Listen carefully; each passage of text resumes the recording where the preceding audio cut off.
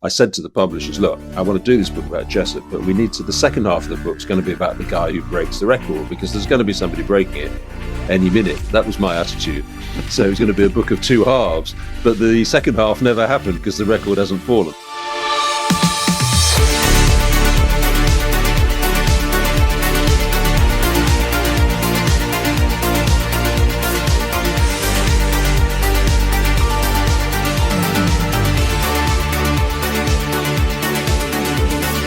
Hello and welcome to Outlines, a podcast about sport, stories and the media. My name's Owen Connolly, hope you're well. It is great to have you listening. How are sporting legends made? How do they endure? And what can they tell us about the time and place they came from, as well as our own? Chasing Jessop is the story of the fastest century ever scored in Test cricket by an England batsman. The one Gilbert Jessop crashed past Australia at the Oval to set up victory in the final test of the 1902 Ashes series. It's a record that's since eluded everyone from Ian Botham, Andrew Flintoff and Kevin Peterson to Ben Stokes and the big-hitting Bazball generation. The book is the latest from Simon Wilde, who's been a cricket correspondent for the Sunday Times since the 1990s and has also released biographies of iconic players and even the England national team itself. And what starts as an exploration of that landmark innings becomes a rumination on the era it was played in, an investigation of record keeping as a first draft of history, and a remarkable account of the relationship between sport, media and technology at a time of rapid change. Well, I spoke to Simon about what drew him back to this particular nugget of sporting history. We discussed Jessop's contemporary profile and latter-day equivalents, the place of international sport and athletes in Edwardian culture, some of the commercial peculiarities of the game at that moment, and the role of cricket in showcasing innovation in storytelling and distribution among the country's fast-expanding selection of newspapers. As you'll imagine, there are plenty of parallels with trends and debates in cricket and media today. Speaking of which, with Simon all but about to pack for England's tour of Australia at the time of recording, he also shared some brief thoughts about this year's Ashes contest and the state of Test cricket in 2025. That's to come. If you're enjoying the podcast, then I'd love it if you could help spread the word. Subscribe to the series, rate and review on your platform of choice. The social media details are in the show notes, so like, share and get in touch there. Keen to keep the audience growing and get more people in on conversations like this one, which is absorbing and surprising and quite a lot of fun. Here is Simon Wilde.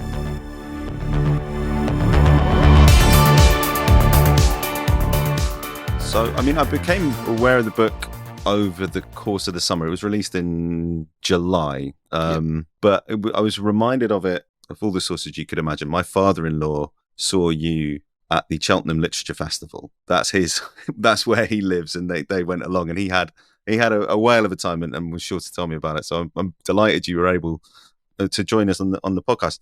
You know, it's an interesting setting for Jessop's story in particular, because one of the things that emerges from this era is just how localized kind of interesting cricket and cricketers still was at this point. You're about 20 years into Test cricket being a kind of official activity. There's still only 2.5 kind of countries playing it, and the counties and the players they produce are still, you know, powerful in the popular imagination as well as, you know, in political terms, should we say, in terms of how teams are picked and stuff. And Jessop is a very Cheltenham figure, and he's a very Gloucestershire figure.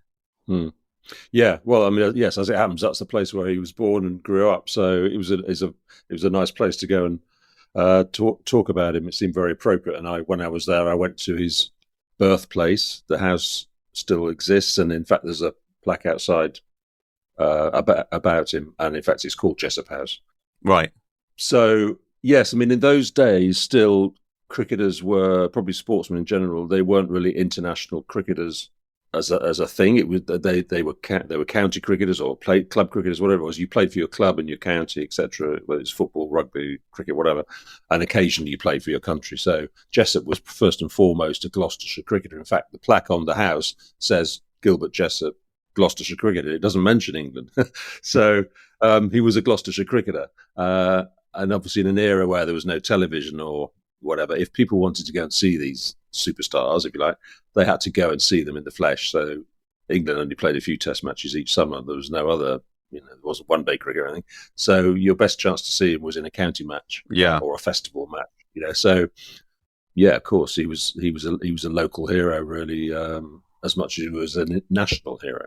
Yeah, and the idea of national team sport was, I think there's a point in the book where someone makes a contemporary reference to England as a scratch team, and it's just the because you'd have different collections of players, and this is probably the start of the era where you are generally getting the 11 best players, not always home and away, but you're generally getting the best teams against the best teams, but it's still quite a novel concept at that point.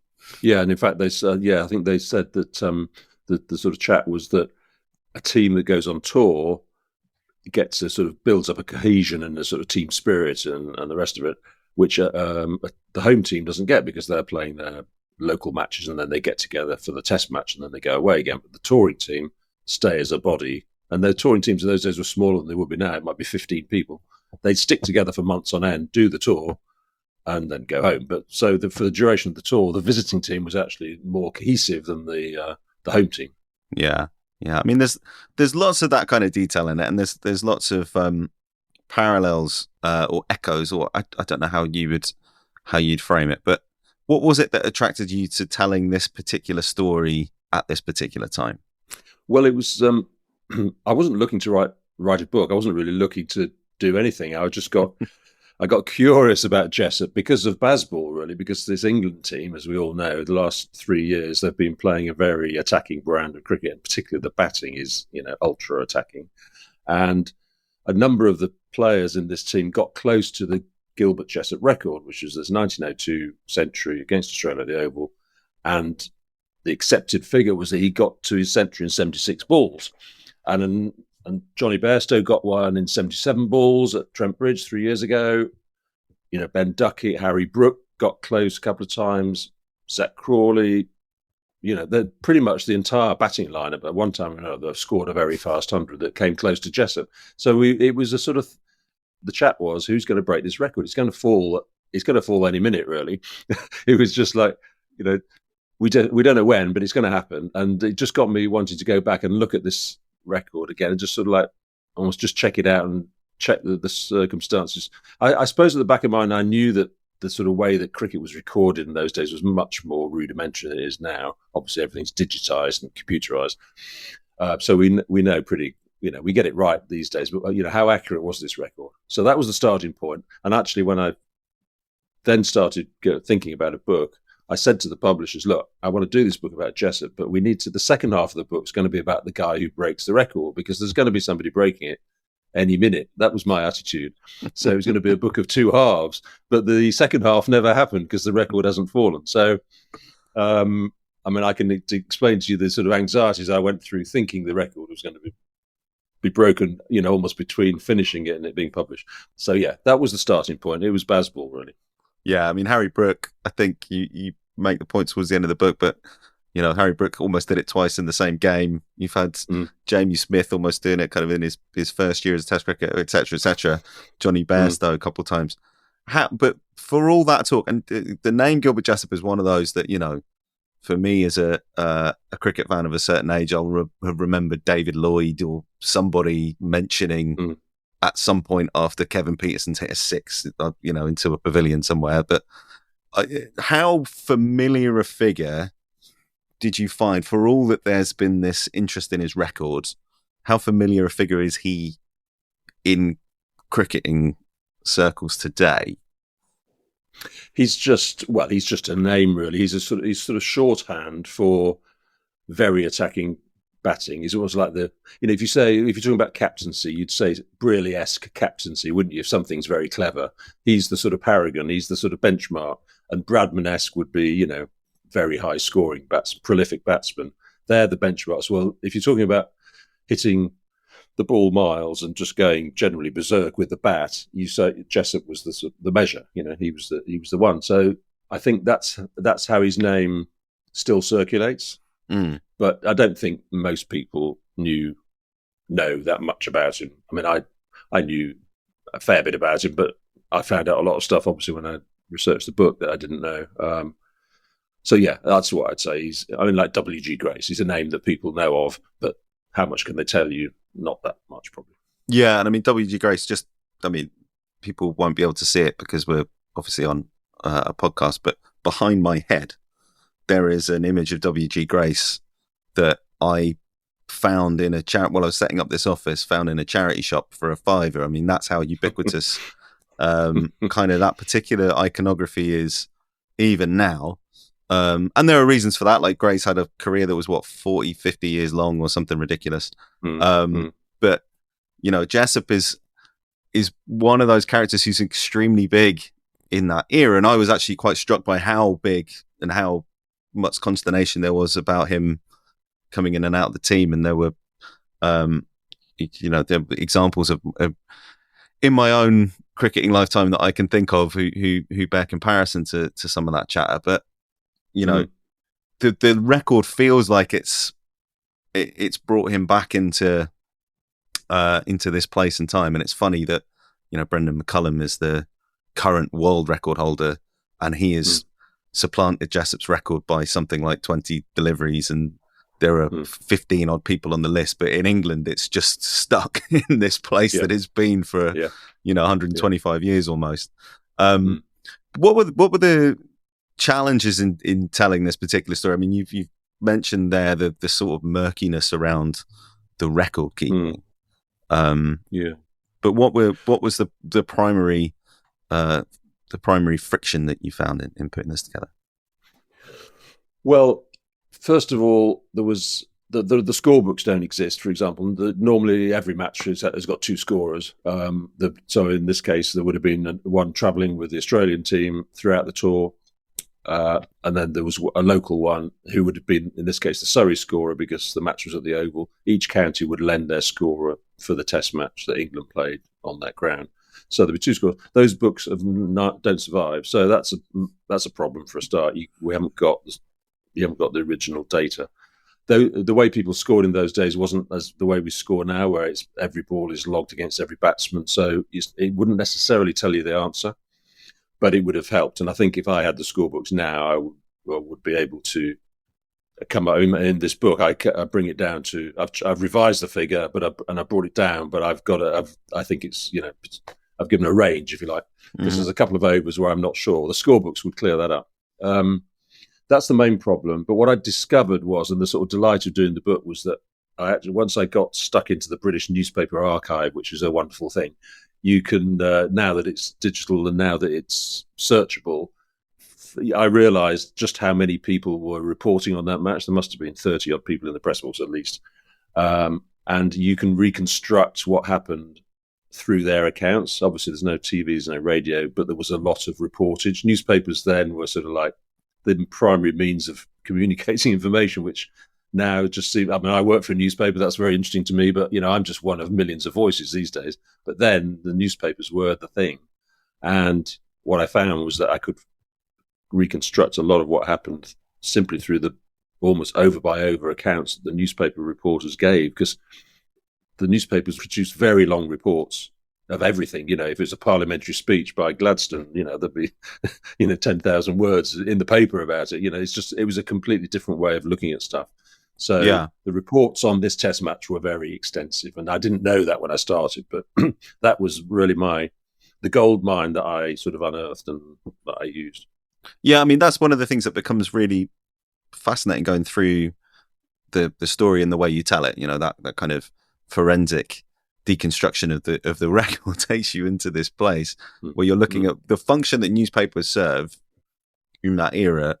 It's a combination of what would be an evening news bulletin and up to the minute sort of rolling news that you get in these stop press boxes, and on top of all the other things that we now think of a newspaper is doing, a sort of more sober closed box analysis reportage of a news story, and then the analysis and commentary and everything else that comes with it. Well, yeah. I mean, now, when I go to Test matches for the Times or the Sunday Times, somebody will write a match report and somebody will what I often do for the Times is I do a sort of sidebar, which is a comment piece. I'll take an aspect of play and look at that very closely. It might be, Ben Duckett scoring a quick 85 or something, whatever it is. Somebody bowling, Shoaib Bashir bowling very well, and I might just focus on that. There's very little run of play, really. Even Michael Atherton doing a match report, it's not really over by over stuff. It's broader brush than that. But because we know that people who are interested have already watched it on TV or listened to it on the radio or followed it on the BBC over by over account or Guardian, whatever it is, people have already consumed the sort of crunch information. So we're giving them analysis. But the newspapers 120 years ago, they were describing the events for those people who weren't there, because that's the only means of them ever finding out what happened. Unless you were in the ground, the newspaper was the only thing that could tell you over by over what happened. So reporting was completely different then. You would not dream of writing like that now, but back then it was essential that you did. Yeah. So newspaper reporting, its effectiveness is all in the delivery in this era, because the news that gets to people fastest will have gone through, used all the available technology that exists at that time, faster printing presses, faster telegraphs, access to telephones, that sort of stuff.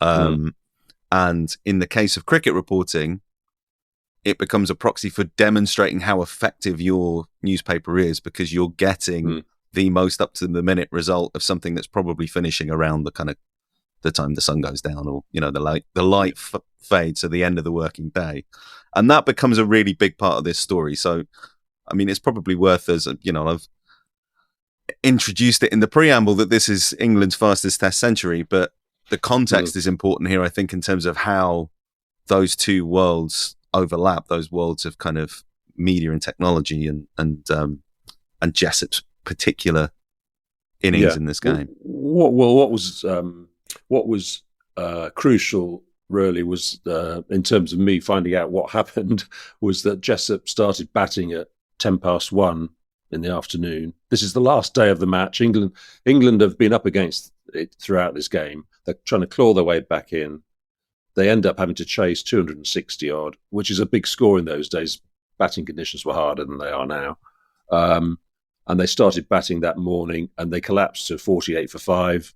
Jessop comes in 20 minutes before lunch, and they've got almost no chance at this point. They've lost a lot of their prime batting, so he joins Stanley Jackson, last recognised top order batsman, and Jessop. If England are going to still win this game, these two are going to have to do it. Yeah. But they come together shortly before lunch, and they bat through to Jessop gets out at 3:15, so he's batted. It's 40-minute lunch break, bats for an hour or so after lunch.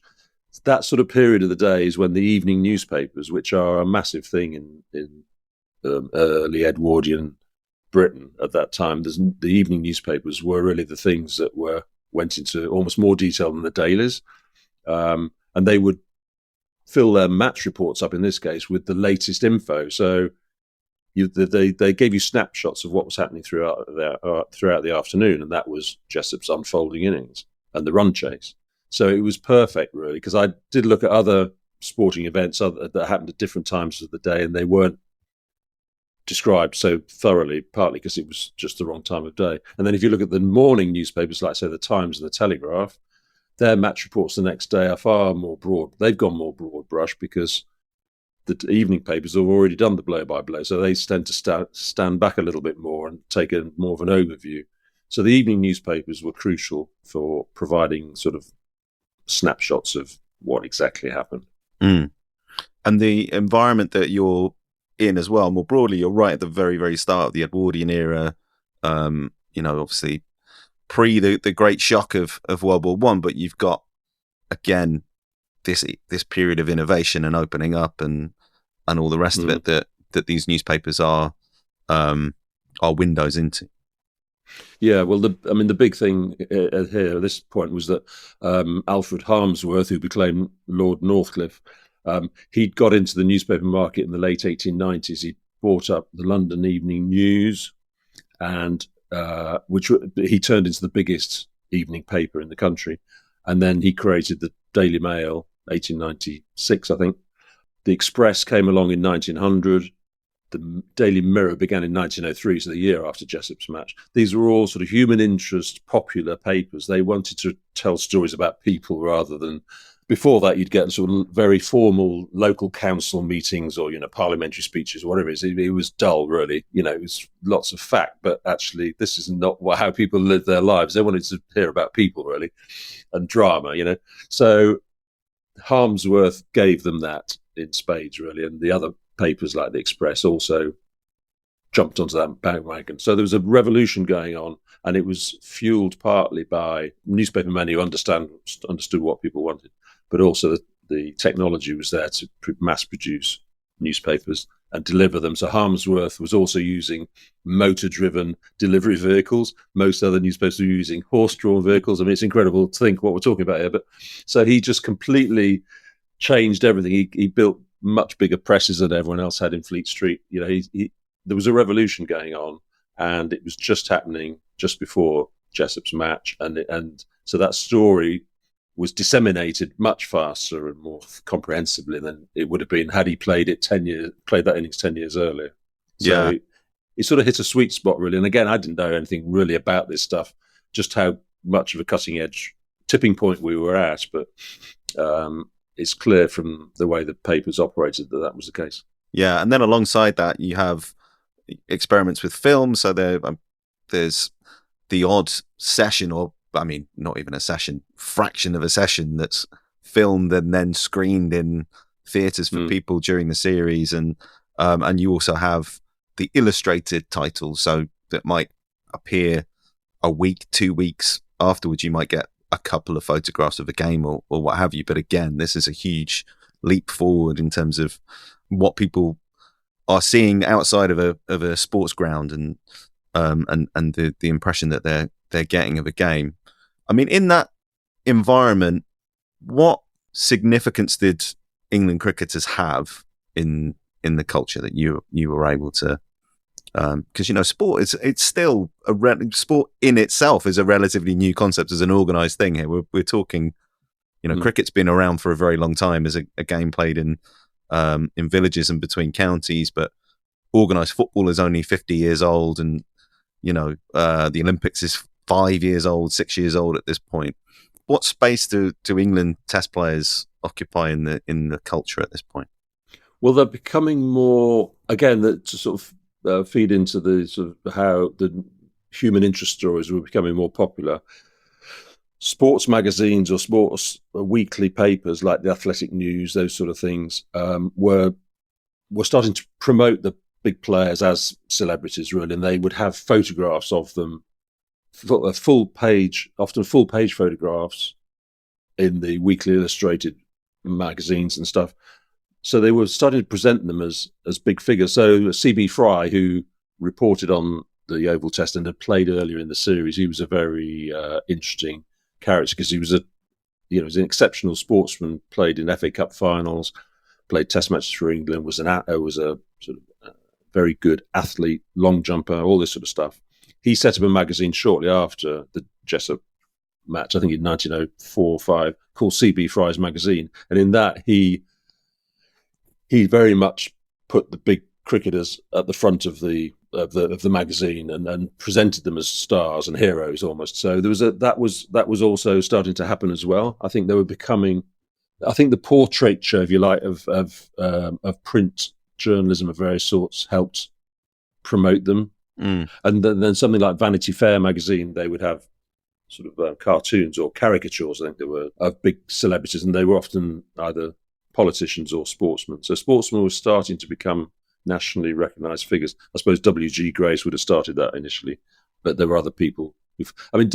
Jessop was often described as the second most popular cricketer after Grace. Once Grace sort of started to fade away, which was happening around this time, Jessop was the people's champion. Really, he was the most popular figure because they knew if they went to see him, he would entertain them.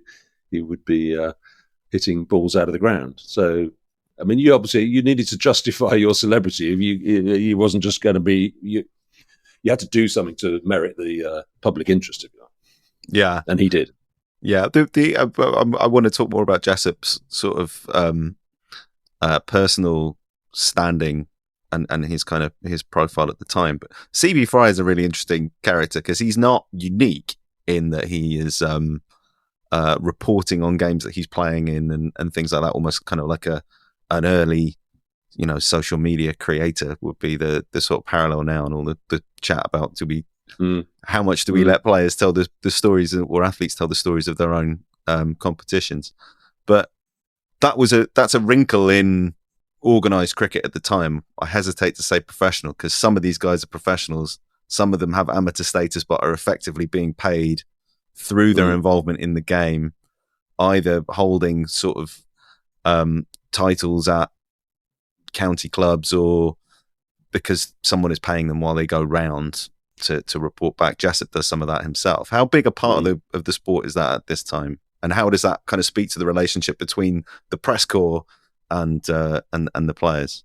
I mean, shamateurism, as it was known, was a big thing. It was a hot topic, and in the 1896 Oval Test, so 6 years before Jessop, some of the professionals went on strike before the game and said, "We believe that some of the amateur members of the team are being paid more in expenses than we're receiving in match fees, and then if we don't get," they were being paid £10 a match, and they said, "If we want £20 a match, or we're not playing." And some of them backed down, and some of them stood their ground and weren't selected.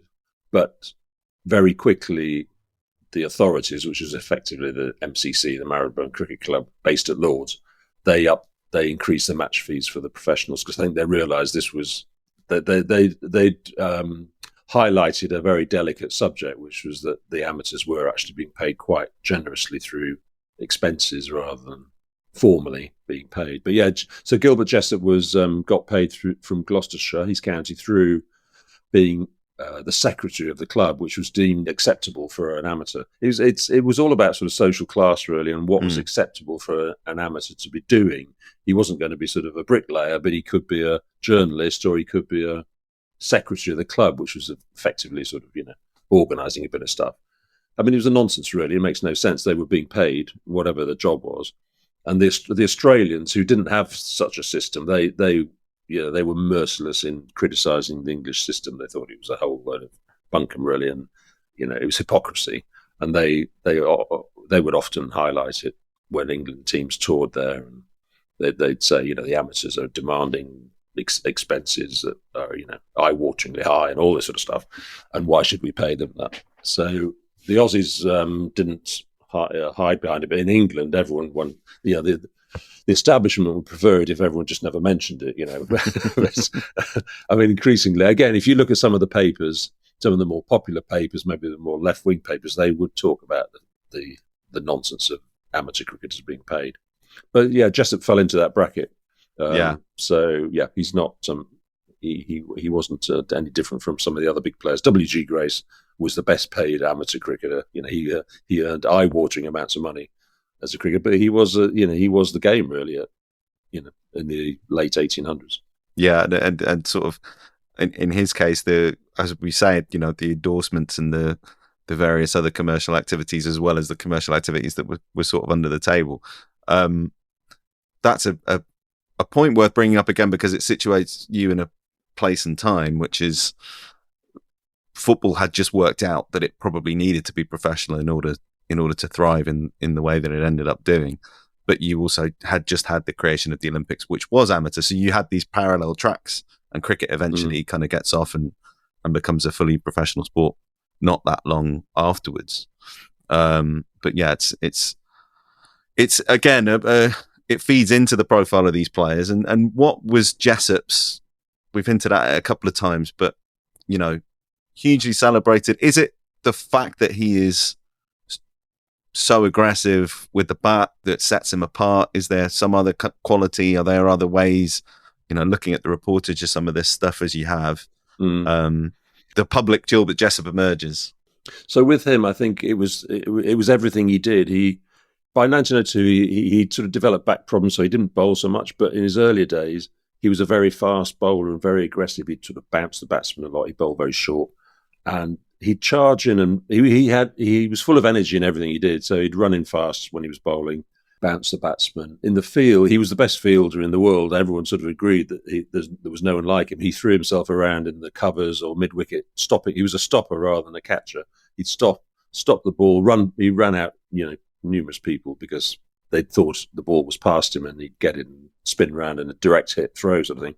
So everything he did was, you couldn't take your eyes off him really. So he was that sort of character. And obviously a lot of the other players would be quite staid, a professional batsman who needs to score his 1,000 runs a season if he's going to get another contract isn't going to take the sort of wild risks that Jessop did, because he couldn't risk losing his job. So a lot of people played in a much more conventional way and frankly quite boring. But he didn't. That wasn't how he played. So he was a breath of fresh air, really. And there were a few other players like that. I mean, Ranjit Singh, the Indian cricketer, the first non-white player to play for England, he was around at that time. He was a very glamorous figure for obvious reasons.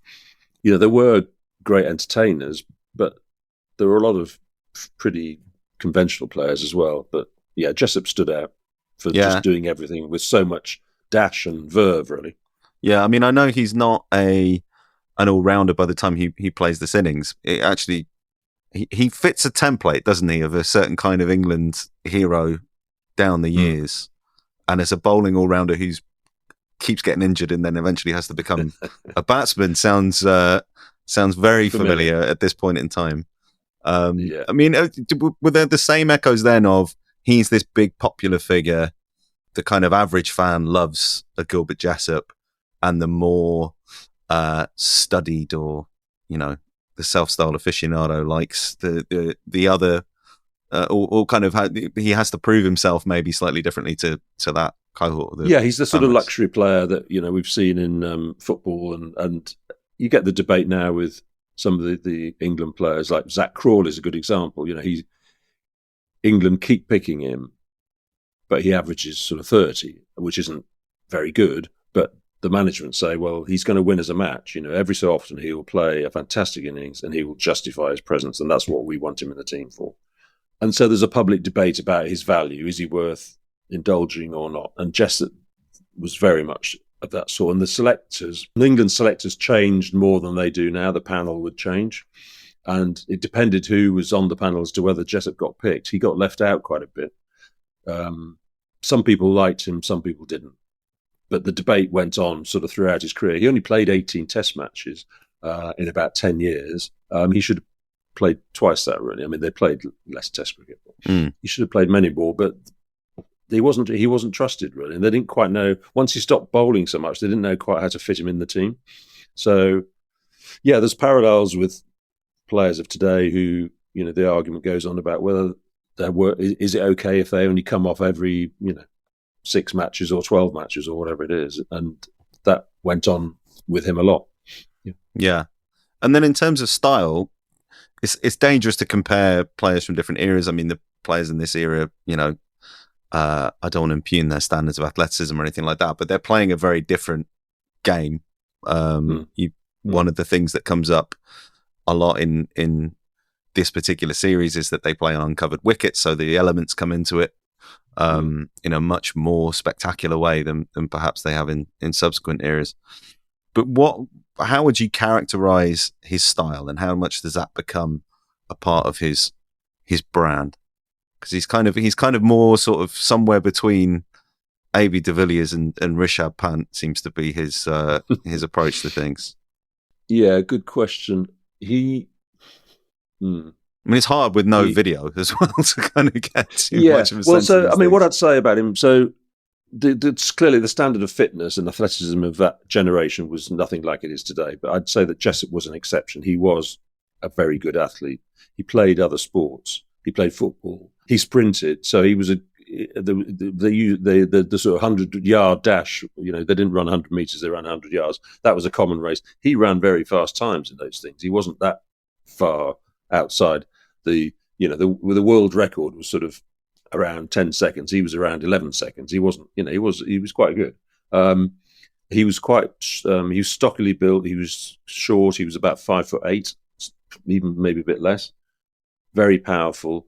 So, I mean, his nickname as a cricketer was the Croucher, and the reason was because he crouched at the crease. And he said he learned to crouch at the crease because it was like when he was starting a sprint, he would set off, in a crouched position because he would give him better acceleration, and he crouched when he was batting because he was going to charge down the pitch and attack the bowling.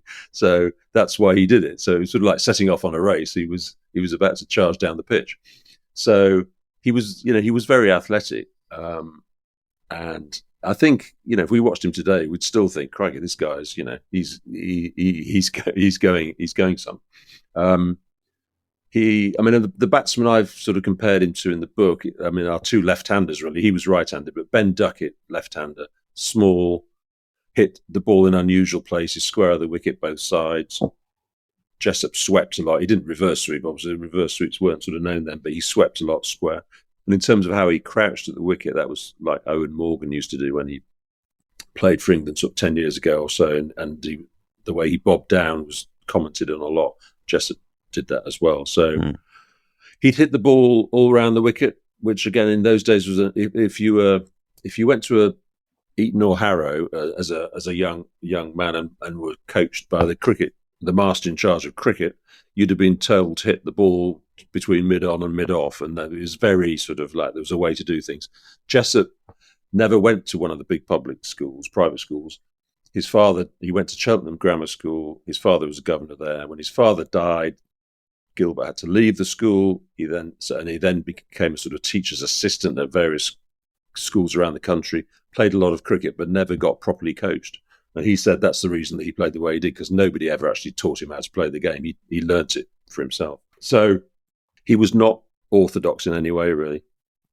He was a one-off. Yeah. It's funny that I've heard people talk about that feeding into what we think of as, correctness and elegance and other things that get applied to batting techniques, is that the amateurs were taught to play a certain way, and it was the professionals who kind of would play through the leg side and all this stuff. And these are all ideas that we carry with us, and probably had carried with us all the way into the kind of 2020 era.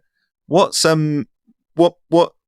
does his public profile become after this game? Because, like you say, he plays 18 Test matches. He plays a handful after this series.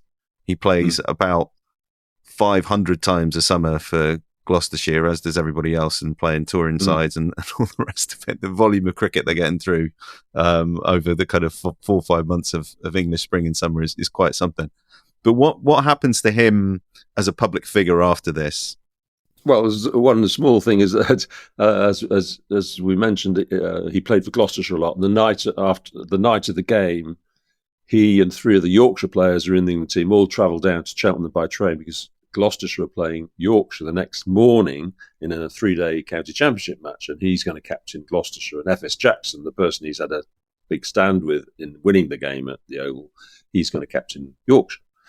And they play there. And then the next day, Jessop writes a letter to the Sportsman papers complaining, saying, I've been inundated with so many requests for autographs since my innings on Wednesday that I'm now going to tell people I'm going to charge them for signing an autograph, and you've got to donate the money to a charity. So he said, I'll keep signing them, but people are going to have to donate some money, because I'm getting basically he was getting so fed up of being asked for an autograph. Now that was from spending 2 days in Cheltenham, where you'd have thought things would be fairly sort of genteel. So he became a celebrity, definitely. And in fact, so much of a celebrity that when England next played Australia in 1903-04, England sent a team to Australia under Pelham Warner as captain. Jessop was considering going, but Alfred Harmsworth, editor of the Daily Mail, said, I want Gilbert Jessop writing about this Test series for me in my paper. He was a bit annoyed that C.B. Fry had been signed up by the Express, and Fry had written some really good stuff, and the Express stuck it all over the front page, and he hadn't got anyone like that in the Mail. And he wanted someone, so he signed up Jessop to stay at home in England and write reports about the cricket from the cables that were sent back. And Jessop had been to Australia before, so he knew the ground, so he was able to sort of like provide some personal experiences of what it was like. But he was commenting simply on the basis of cables, which were they were fairly thin, really, in terms of detail. There wasn't that much to go on. So Jessop was paid by Northcliffe to write for the Daily Mail and didn't go. So one of the reasons he didn't always play for England was because the journalism got in the way, actually. Yeah, the media career. Exactly, he started a media career. But he did play the next series in England in 1905 when F.S. Jackson had become captain. Jackson didn't really approve of Jessop because of the things we were talking about with the technique and the style. Jackson did go to Harrow. He was classically educated in terms of batting technique, and he disapproved of the way Jessop went about it like a madman, really. And so after Jessop was out for naught in the first test, he was dropped for the rest of the series, and Jackson was one of the selectors and was the person who would have had most say, really. Yeah. So he was out then for that series. He did play other test matches, and he played a series against South Africa in 1907, the first series South Africa played in England. And in the Lord's Test, the first game, Jessop actually played an innings that rivaled the one at the Oval in 1902. He scored 93 off 64 balls, and had he stayed in for a few more balls, he'd have certainly got his 100 faster than he'd got his at the Oval. But he got out. So that was another sensational innings he played. But that was kind of it, really. He played again in 1909 against Australia, and in 1912 against South Africa. Didn't really do much. Got injured in 1909. He had a back injury. So his England career after that was hit and miss, but he continued doing amazing things for Gloucestershire. So by about the time of the First World War, when he finished playing, he held the record for the fastest century in Test cricket, the fastest century in all first-class cricket anywhere around the world, and the record for the fastest double century scored anywhere in the world as well. So he held all the major batting records in a way for speed by the time he stopped. Mm. What happens then in the decades afterwards? Because, Test cricket comes out of its sort of Wild West era. You get more teams playing, you get higher stakes, which can affect the levels of risk and reward that people are prepared to accept. It basically becomes the game from the post First World War through to the 50s that it becomes the game that it develops the reputation for being, which is a little bit more staid, a little bit more defensive and strategic. And the game gets longer as well. Like what happens to the sort of the legend of Jessop in this period? Well, yeah. So Test cricket, as you just sort of explained, Test cricket becomes a more serious business. More countries come on stream. So you get India coming in the late 1920s, even before they got into political independence. The West Indies come in, New Zealand join. We've got England, Australia, South Africa. So we're up to 6 countries. Then in post-Second World War, when India and Pakistan get political independence, then Pakistan join. So it's becoming the recognisable world game that we know. But teams, because Test cricket becomes a sort of expression of national pride and demonstration of prowess, if you like, they're all terrified of losing to each other. So, when India and Pakistan play each other, particularly, they just battled out draws because nobody ever took any risks. And England and Australia in the 50s and 60s, the cricket became pretty tedious, really. Again, nobody wanted to lose. So it was attritional. The matches had been extended to 5 days because 3 days and 4 days had not been enough. So it becomes attritional. So the idea of anyone playing like Gilbert Jessop is unimaginable, really. There was nobody like that. You did have the occasional dashing player. I mean, Dennis Compton played for England in the late 30s, late 40s. He was a very cavalier character, but England didn't really trust him very much because he threw his wicket away. So he was frowned upon and sort of told to sort of toe the line more. So there was nobody like Jessop throughout this period because the whole business of Test cricket has become so much more serious. And actually, of course, crowds diminish as well. People stop watching because it's not as interesting. And that's why we end up getting the introduction of one-day cricket in the 60s, because they're trying to get the crowds back. And fortunately, also the West Indies come along in the 60s with a much more attacking brand. You get Gary Sobers and people like this playing who were great entertainers. So things sort of pick up in the 60s, but there's half a century of a sort of bit of a wasteland, really, in terms of entertaining batting. It sort of goes out of. I mean, this is a very broad brush summary I'm giving you, but it goes out of fashion, really. So Jessop's legend burns bright in the sense that people who can remember him say, well, why doesn't anyone play like Gilbert Jessop anymore? Yeah. Then, as you say, you do have that emergence of more attacking styles through one-day cricket and subsequently T20, and you've now had that permeate into the Test game. Again, coming back to the inspiration for the story, does that make Jessop more relevant again? Does that make this story more relevant again? And the things that it tells us about cricket and tastes and audiences and all the rest of it? Well, yes, I mean, I think so. And I think to go back to where we started, really, the fact that this England team can pride themselves on playing so aggressively, and they say, you know, nobody, their sort of message is nobody's done this before. You know, we're sort of reinventing Test cricket, reinventing the wheel almost. You know, in fact, it has been done before. People did play like this, but it was a long time ago. So I think it's a story that's sort of come full circle, really. And but they, as I say, they haven't. Even these guys with their big bats and their endless training can't beat a guy who did it 120 years ago. I mean, to just briefly talk about the bats, the bat that Jessop used still exists. It's in the possession of the MCC in their museum. I've handled it. I picked it up. It's very thin. It's nothing like the size of modern bats. I mean, these days, guys you can miss hit a six. You could never have missed hit a six in 1902 because the power is simply not in the bat. It's just not there.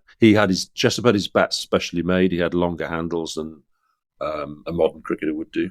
So he could move his hands around more maneuverability. I was going to say, this is a very niche point, but I was fed something on social media the other day just to kind of bring the idea of technology and media back up to present day. The mongoose bats from a few years ago that kind of fell out of fashion. I think it was Matthew Hayden was the big purveyor of them, and a couple of others. Are we talking that kind of style of bat? It's a niche reference, but cricket fans might get it. No. I mean, people have. Yeah, I mean, when I've spoken about this before, people said, "Well, is it were his bats like mongoose bats?" Not quite, because I think the mongoose bat blade was smaller, wasn't it? In fact, the blade is the same size, but the handle's longer. Right.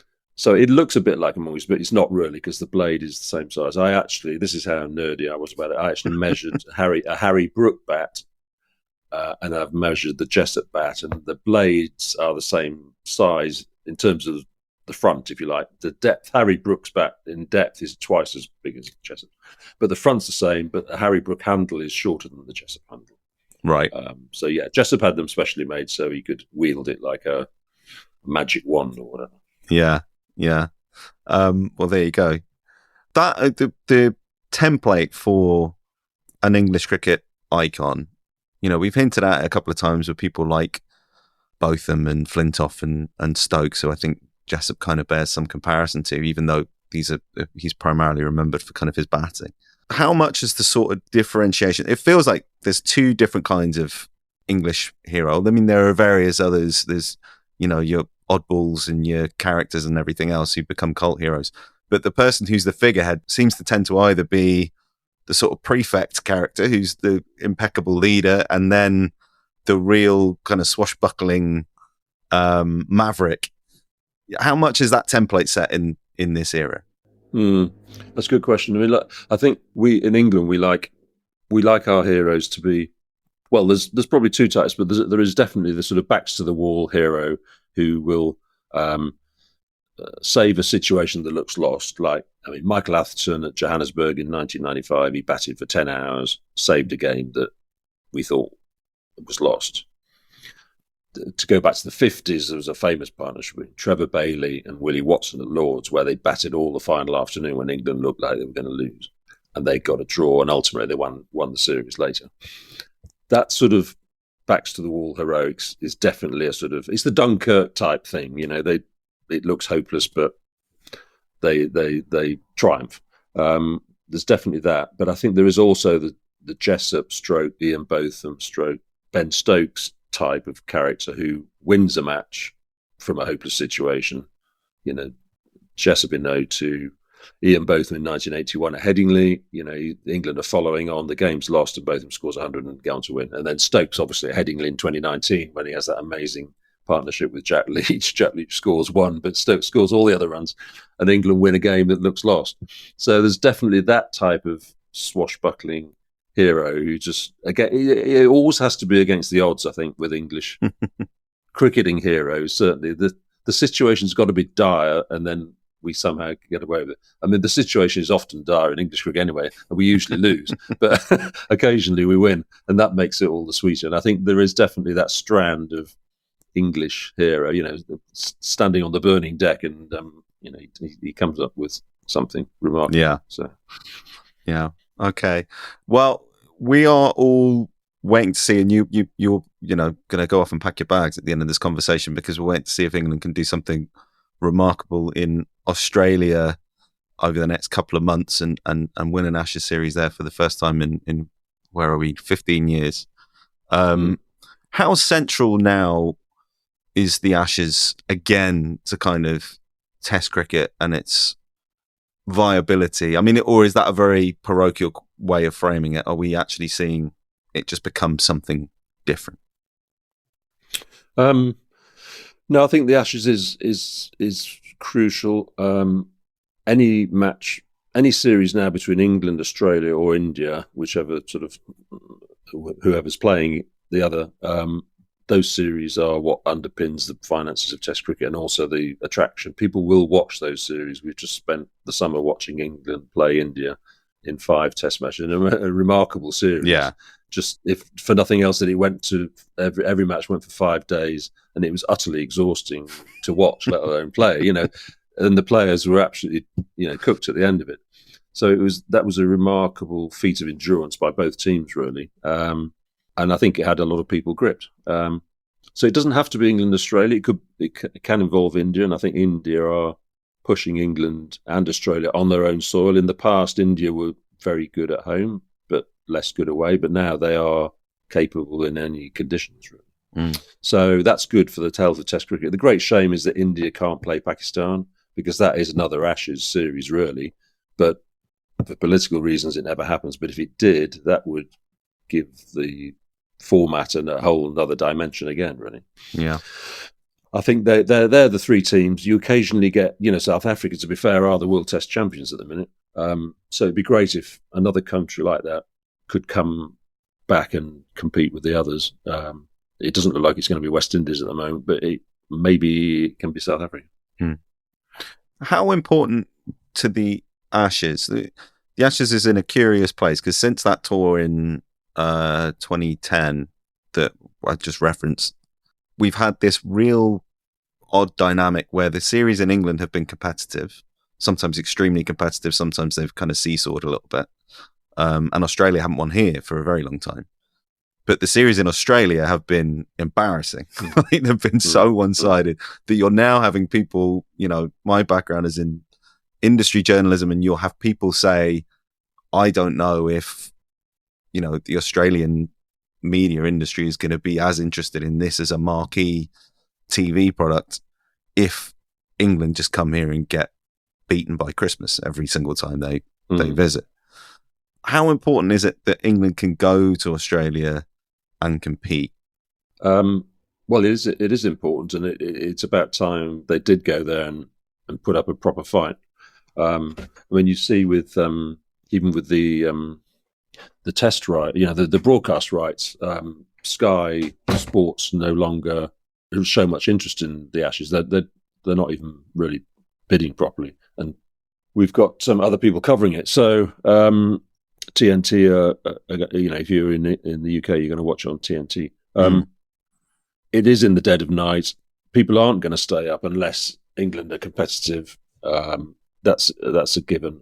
I've been to Australia 7 times, and I've only seen England win once, and none of the others have been close, even going back, to 1998, 2002, etc.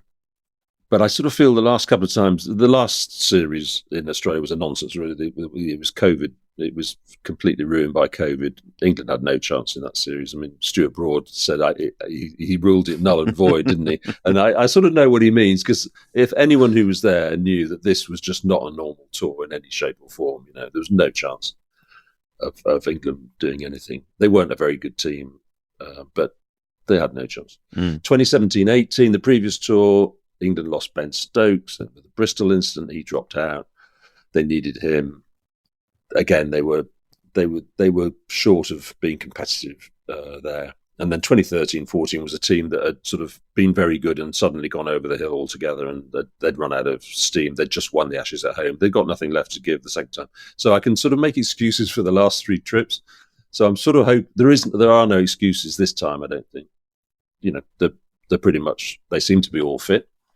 So if they get badly duffed up this time, they've only got themselves to blame, and it would be a worry, really, because it would suggest that England just, cannot, for whatever reason, cannot get it together for an Australia tour. This Australian team are quite old. They're very old, in fact. But have they got one last big performance in them? Mm. Maybe they have. So it's an interesting moment, really, because it's a test for England's Bazball project. If they lose badly, that's McCullum sort of. I'm sorry, but McCullum's finish really as an idea. If he loses this one badly, and if Australia lose, then their team they'll break up. I think because they are. There's some 38-year-olds in that team. Yeah.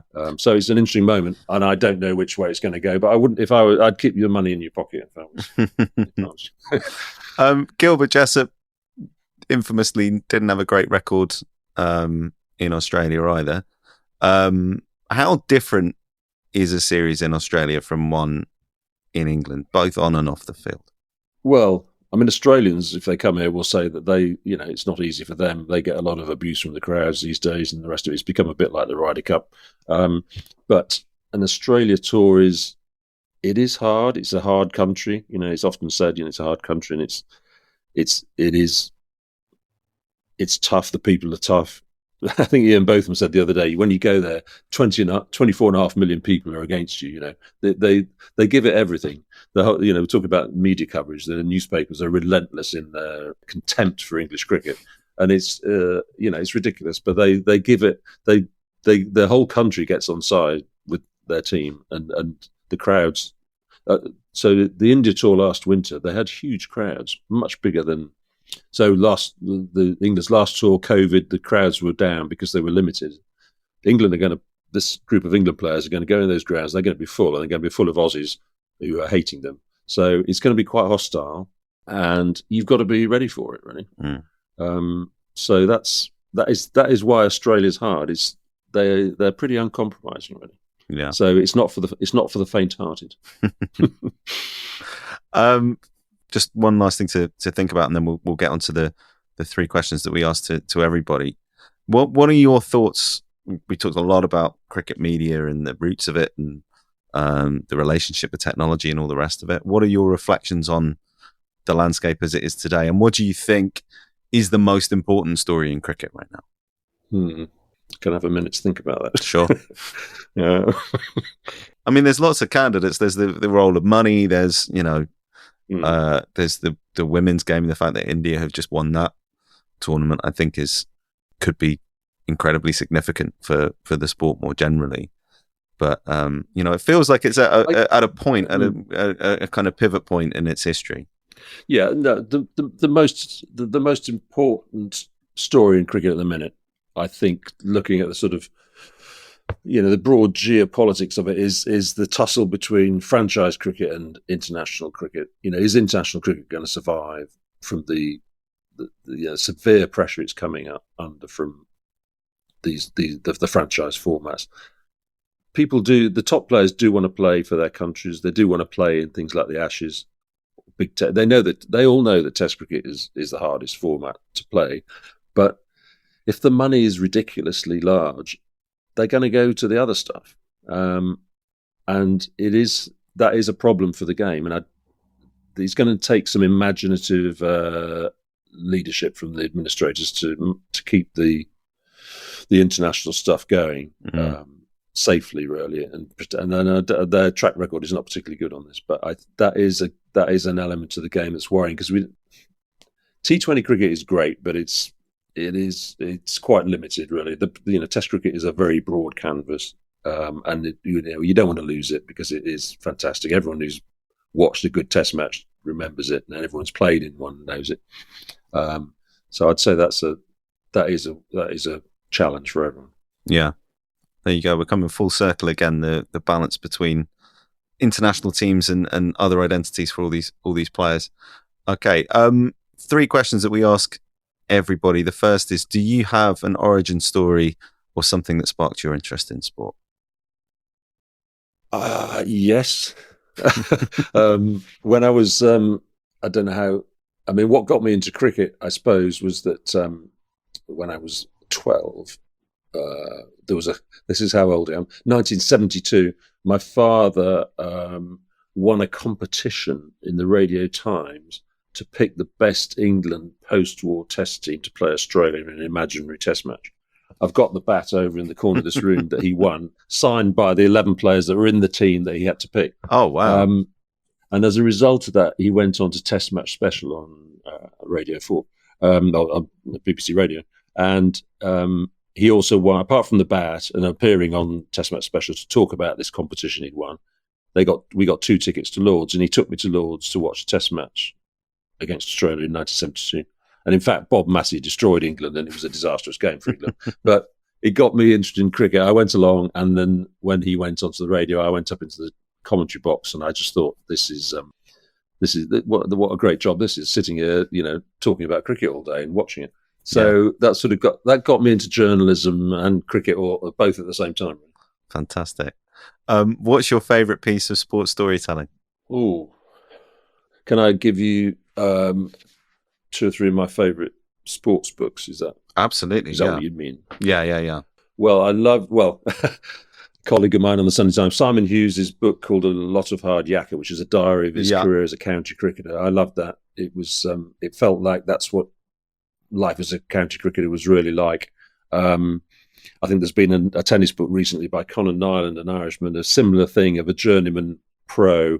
Recent guest on the podcast, of course, for people who've not caught that one yet. Okay, well there you are. I loved that book. Same thing. It's guys who've told what it's really like, I think. And sometimes the journeyman player, if I can call them that, has more insight into can see the bigger picture than maybe the superstars can. But one superstar whose book I really enjoyed as well was Andre Agassi's, again, because that was brutally honest about his life. So I don't know. There's 3 books there that I loved. But yeah, I love the stories that get tell it as it is, if you like. So a bit of grit in the oyster. Yeah. And finally, what's a sports story that you'd like to tell or see somebody else tell? Crikey. Before I'll give you a bit of thinking time on that, because one that fascinated me coming off the back of this was some of the anonymous sports reporters from this kind of white heat era of English newspapers. I'm trying to think of the guy who wrote for one of the papers under an alias that sounded vaguely astral, and he worked from kind of the late 1890s to the 1930s. You said you were still finding his his alias. Well, yes. Yeah, well, he wrote his newspaper, I think, if it's the person I'm thinking of, his paper produced the ball-by-ball list that I used in this book that sort of unlocked the mystery of the Jessop innings, really. Yeah, I feel like there's a Netflix series in that following a character like that around.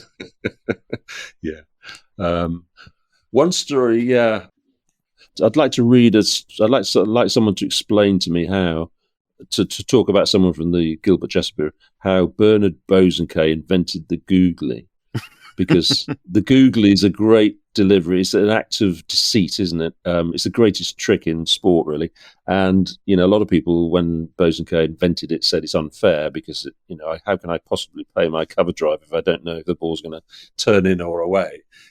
So, and I just like the idea of this, the deceit, really. I mean, there will be other sports that have other tricks like that, but I think it's the greatest trick in cricket, really, being able to bowl a googly.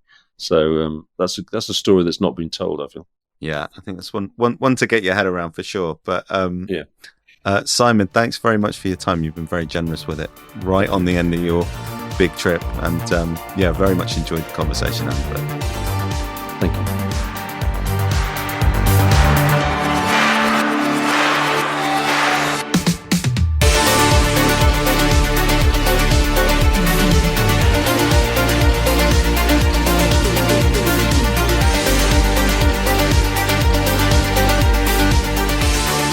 Outlines is an original production from 2640.